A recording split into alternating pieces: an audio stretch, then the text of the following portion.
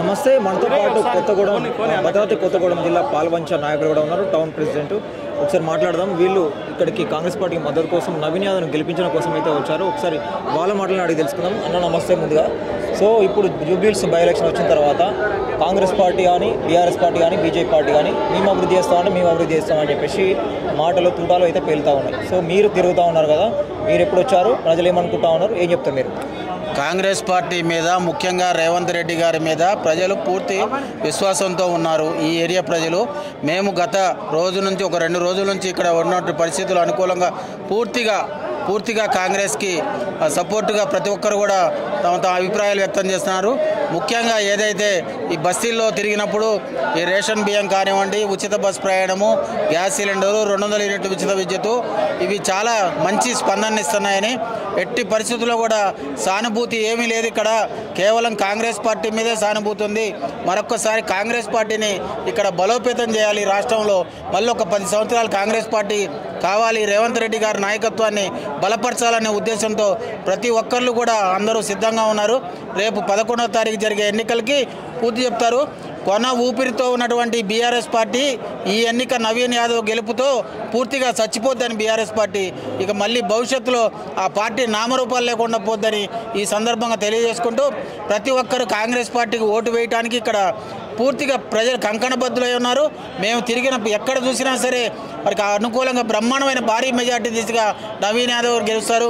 ఒక పక్క కేటీఆర్ దుష్ప్రచారం, ఇక్కడ నవీన్ యాదవ్ గారు గెలిస్తే రౌడిజం పెరుగుద్దని అదని అద్భుత మాటలు, మాయ మాటలు చెప్తున్నారు. కానీ ప్రజలు నమ్మే స్థితిలో లేరు. గతంలో వీరు ఈ ప్రాంతానికి చేసిన సేవలు అందరికీ తెలుసు.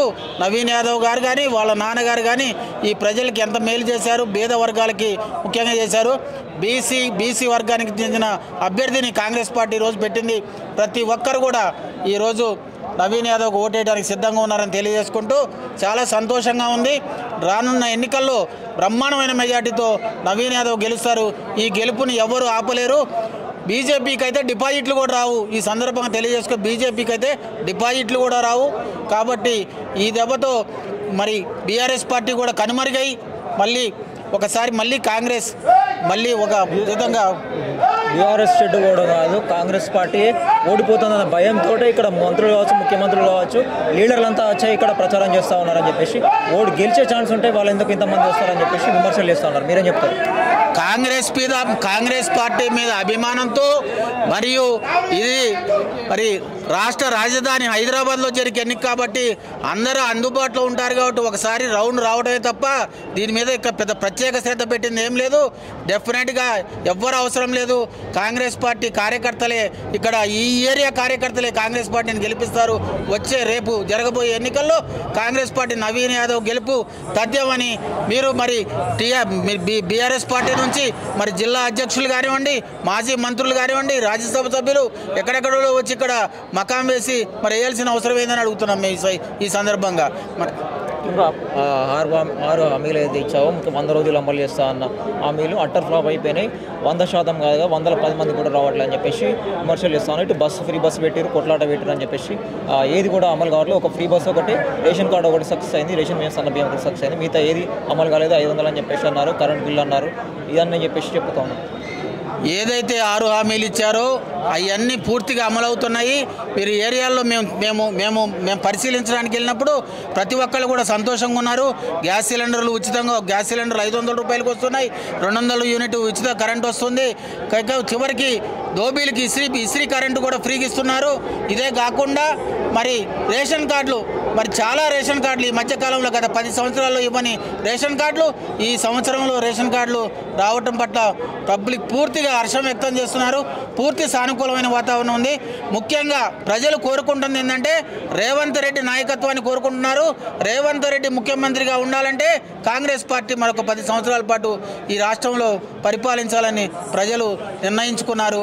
కాబట్టి గత 10 సంవత్సరాలు భ్రష్టు పట్టించిన బీఆర్ఎస్ పార్టీ పట్ల ఇంకా ఏమాత్రం కూడా కనీసం ప్రజలు ఇంకా సానుకూలంగా లేరు. అది ఆ సంగతి వాళ్ళకు కూడా తెలిసి పిచ్చి ప్రేలాపనలు చేస్తున్నారు. కాబట్టి ఎట్టి పరిస్థితుల్లో కూడా ఎవరు నమ్మవద్దు. కాంగ్రెస్ పార్టీ గెలవడం తథ్యమని చెప్పి ఈ సందర్భంగా తెలియజేస్తున్నారు. ముఖ్యంగా ఈ జూబ్లీహిల్స్ ప్రజలు సమస్యలు మీరు తిన్నప్పుడు వాళ్ళు ఏం కోరుకుంటా ఉన్నారు, నెక్స్ట్ గెలిచిన తర్వాత హామీల అమలు గురించి ఎంతవరకు చెప్పబోతా ఉన్నారు? ఏదైతే జూబ్లీ హిల్స్ రూపురేఖలు మారుస్తారన్న రేవంత్ రెడ్డి గారు హామీ ఎన్నికలైన తర్వాత తప్పనిసరిగా ఉంటుందని, అదేవిధంగా ఇక్కడ ఇళ్ళ గురించి కానీ అన్నీ కూడా ఈ ఎలక్షన్ కోడ్ అయిపోయిన తర్వాత ఏదైతే హామీలు ఇచ్చారో ఆ హామీలన్నీ నెరవేరుస్తారు. ముఖ్యంగా నవీన్ యాదవ్ గారు గెలిస్తే వారికి మంచి ఉన్నత పదవి వస్తుంది. ఆ దిశగా జూబ్లీ హిల్స్ కూడా అభివృద్ధి జరుగుద్దని ఈ సందర్భంగా తెలియజేసుకుంటూ రెండు యాదవ్ గారిని భారీ మెజార్టీతో గెలిపించవలసిందిగా ఈ ప్రాంత ప్రజలకు, ఈ జూబ్లీ హిల్స్ నియోజకవర్గ ప్రజలకి మా తరపున విజ్ఞప్తి చేస్తూ మరి ఈ 2 రోజులు ఇక్కడ ప్రచారం నిర్వహించడానికి రావడం జరిగింది.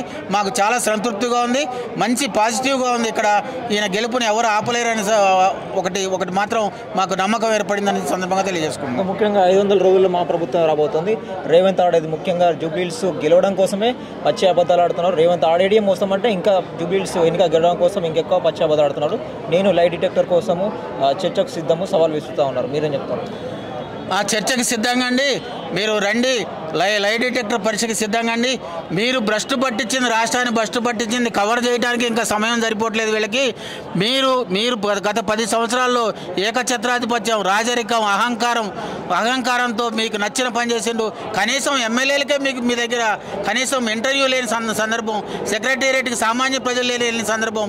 ఈరోజు ప్రజాపాలన కొనసాగుతుంది రేవంత్ రెడ్డి నాయకత్వంలో. ప్రజలంతా సంతోషంగా ఉన్నారు. ముఖ్యంగా అన్ని వర్గాల ప్రజలు సంతృప్తి చెందుతున్నారని ఈ సందర్భంగా తెలియజేస్తున్నాం.